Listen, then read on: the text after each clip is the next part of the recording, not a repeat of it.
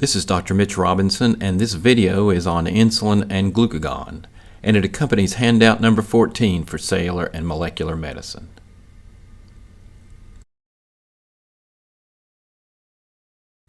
In this video, we'll examine the hormones insulin and glucagon. We'll look at the structure and the synthesis of these hormones and their effects on metabolism. The primary role of the pancreatic hormones is the regulation of whole-body energy metabolism. These hormones regulate the concentration and activity of many enzymes involved in catabolic and anabolic pathways. Now, the pancreas has both endocrine and exocrine function. And the endocrine function is the production and release of the hormones that regulate metabolism. We're going to focus on two of these hormones, insulin and glucagon. The original evidence for the activity of insulin came from observations that removal of the pancreas from animals produced symptoms similar to those of diabetes in humans. Insulin was eventually isolated from pancreas and found to induce hypoglycemia. Insulin continues to be a major focus of medical research. It was the first protein to be sequenced and the first to be made using recombinant DNA technology. Insulin is a member of the insulin-like growth factor family. They're all structurally and functionally similar molecules. The tertiary structure of all of them is similar, and they all have growth-promoting activity, but the dominant role of insulin is metabolic. Now let's look at the structure of insulin. Insulin is a heterodimer. It consists of an A chain and a B chain, which are linked by disulfides. It's a fairly small molecule with peptide chains of 21 and 29 amino acids. The amino acid sequence is highly conserved among vertebrates. Insulin from one mammal is usually biologically active in another. Human insulin is very similar to bovine and porcine insulin. It only has one or two amino acids different. There's no appreciable difference in the biologic activity. Bovine and porcine insulin were standard therapy for diabetics for years. Now, virtually all administered insulin is human recombinant insulin. The figure on page 3 shows the amino acid sequence and the processing of insulin. Insulin is first synthesized in the endoplasmic reticulum as pre-proinsulin. The signal sequence is first removed from the amino terminus to form proinsulin. The signal sequence directs the molecule to processing that will lead to its packaging in secretory vesicles. The proinsulin molecule is then cleaved by a protease, and a section of the chain is removed that's known as the C-peptide. This leaves two peptide segments, the A and B chains, that are linked by disulfides. The insulin molecule and the C-peptide remain in vesicles near the plasma membrane. And on stimulation, these granules fuse with the plasma membrane, and insulin and the C-peptide are released into the blood. This is a molecular modeling representation of the insulin structure, and it shows the A and B chains in different colors. And this is a space-filling model, gives you a better idea what the actual shape of the molecule is. Again, the A and B chains are in different colors. Now, insulin forms dimers in solution, and then three of these dimers form a hexamer around a zinc molecule. And in this molecular model, you can see the hexamer. And this is two dimers, two insulin molecules. Each insulin molecule, of course, has two chains, the A and B chain. And this is a space-filling structure, closer to the true shape of the insulin hexamer. As I mentioned, all insulin is now made using genetic recombinant technology, and this allows us to make very specific changes to the amino acid sequence. So we can make designer insulin molecules that can be mass-produced from genetically engineered bacteria or yeast. So let's look at some of the insulin analogs and see how the molecular changes affect the biologic activity of the molecule. As I mentioned, insulin is stored as a hexamer, and these dissociate into monomers over time. Only the monomer binds to the insulin receptor and is active. The time course of insulin activity depends on how fast it dissociates into monomers. Zinc combinations of insulin form hexamers, and these are used for slow release. Analogs of insulin that don't form hexamers as well and dissociate faster are faster acting when injected. Eli Lilly and Company created the first insulin analog with Lispro. It's a fast-acting insulin analog. It's trademarked as Humalog. It was engineered so that the penultimate lysine and proline residues on the C-terminal end of the B chain are reversed. Now, this modification does not alter receptor binding, but it blocks the formation of insulin dimers and hexamers. So this is a much faster-acting insulin. Another fast-acting insulin is insulin aspart. The amino acid B28, which is normally proline, is substituted with an aspartic acid residue. This creates a charge repulsion and prevents the formation of hexamers. Again, this creates a faster-acting type of insulin.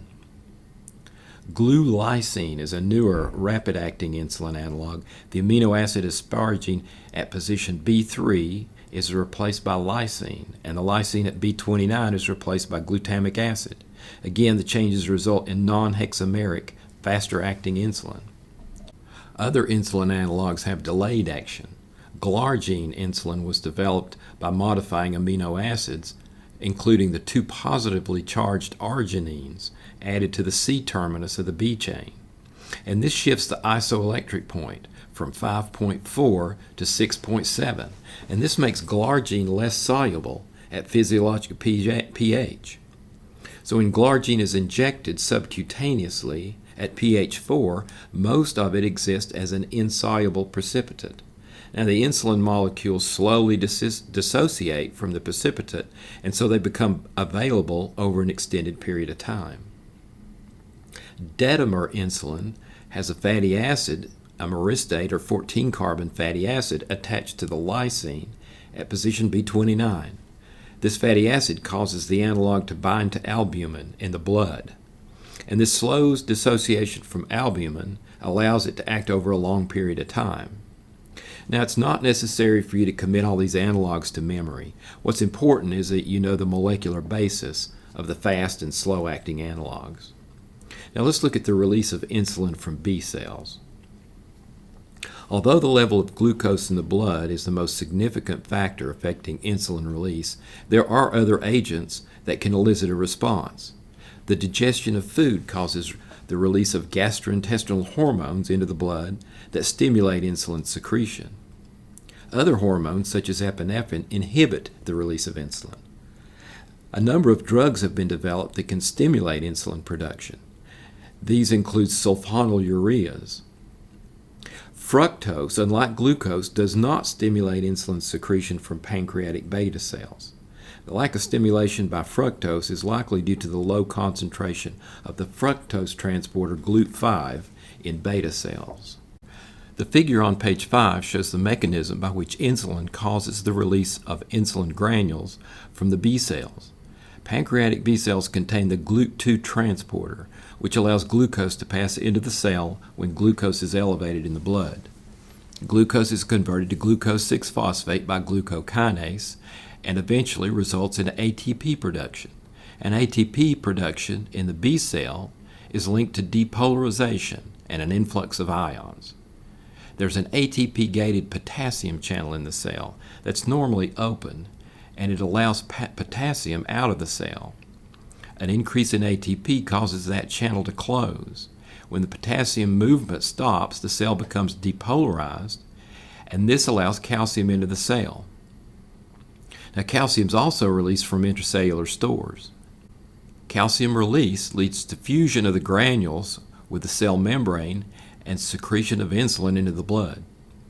So the beta cell acts as a glucose sensor, and it releases insulin in proportion to the level of glucose in the bloodstream. The sulfonylurea drugs are used for treatment of diabetes because they promote closing of the ATP-gated potassium channel. So these drugs make it easier for the cell to close the channel and depolarize and release insulin. Now we can examine the metabolic effects of insulin. Insulin has both growth-promoting and metabolic effects. The growth-promoting effects are slower and require a larger amount of hormone, while the metabolic effects are faster and require a smaller amount. Looking at the metabolic effects, insulin stimulates an increase in the transport of glucose into cells. In tissues such as adipose and muscle, this is due to the insulin-sensitive GLUT4 transporter. Insulin also stimulates the transport of amino acids into the cell. It stimulates potassium uptake and sodium efflux out of the cell. As we've seen, insulin has a pronounced effect on metabolic pathways. It increases glycogen synthesis in liver and muscle. It increases the rate of glycolysis in the liver, resulting in the conversion of glucose to acetyl-CoA. It increases fatty acid synthesis in the liver. And it increases triacylglycerol synthesis in adipose tissue and liver. Insulin inhibits the complementary pathways. It decreases glycogen breakdown in liver and muscle. It decreases fatty acid oxidation. It decreases triacylglycerol hydrolysis, and it decreases gluconeogenesis. As I mentioned, insulin also has growth-promoting effects. This includes an increase in DNA synthesis and an increase in cell growth and division. In adipose tissue, insulin leads to fatty acid synthesis and uptake and the production of triglycerides. It increases the activity of the pentose phosphate pathway to supply NADPH for fatty acid biosynthesis. In the liver, insulin increases the uptake of glucose, but this is due to the activation of the pathways that utilize glucose. It doesn't directly affect the glucose transport. Insulin increases glycogen synthesis by decreasing cyclic AMP and activating the protein phosphatases. Several regulatory enzymes become dephosphorylated. Insulin stimulates the activity of the pentose phosphate pathway. As we've seen, insulin stimulates glycolysis and inhibits gluconeogenesis. Carbohydrates are converted to acetyl-CoA. Fatty acid synthesis increases, as does the release of lipoproteins. Now, glucose transport into the brain is not dependent on insulin. Insulin does, however, act as a signal to reduce hunger through the receptors in the hypothalamus. Glucagon is a 29 amino acid peptide hormone that's produced and released from the A cells of the islets of Langerhans of the pancreas. It's composed of one peptide chain, unlike insulin. Glucagon is generally viewed as a hormone that opposes the action of insulin. It's secreted when the blood glucose is low, and it serves to protect tissues against low blood glucose. Again, the primary signal for the release of glucagon from the A cells is low blood glucose. Glucagon's release is inhibited by hyperglycemia and insulin. Glucagon stimulates an increase in glucose in the blood primarily by its effect on the liver, where the insulin-glucagon ratio determines the intricate control of gluconeogenesis and glycolysis. Glucagon stimulates glucose release of the liver by stimulating glycogen breakdown and by stimulating gluconeogenesis. Glucagon inhibits uptake of glucose by the liver by inhibiting glycogen synthesis and by inhibiting glycolysis. Now, glucagon binds to a specific receptor that spans the plasma membrane, and it acts through the intracellular second messenger, cyclic AMP. The figure on page 8 shows the steps leading to glucagon response. This will be described later by Dr. Tefke. The figures on page 8 compare the factors that cause release of insulin and glucagon. Insulin release from the B cells is stimulated by amino acids and glucose and inhibited by epinephrine. Glucagon release from A cells is stimulated by amino acids and epinephrine and inhibited by glucose. Notice that amino acids stimulate insulin release, and they also stimulate glucagon release. This effect prevents hypoglycemia after eating a meal that has predominantly protein. If you're fasting and you have low blood glucose and you eat a protein meal, this is going to cause insulin release, but there's no carbohydrate, no glucose entering the bloodstream. Insulin release with no carbohydrate could cause hypoglycemia. The release of both hormones in response to amino acids assures that there will be some glucose available, produced by the A cells, and this will maintain glycemia. The glucagon gene gives rise to a protein, proglucagon, in a similar way to the synthesis of proinsulin. Interestingly, tissue-specific processing of proglucagon gives rise to different hormones in different tissues. In the A cells of the pancreas, the processing of proglucagon by the protease prohormone convertase 2 produces a product glucagon. Proglucagon is also produced in the gut.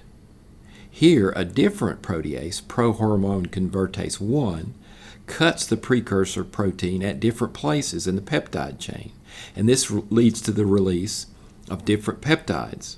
This includes a peptide known as glucagon-like peptide 1, GLP-1.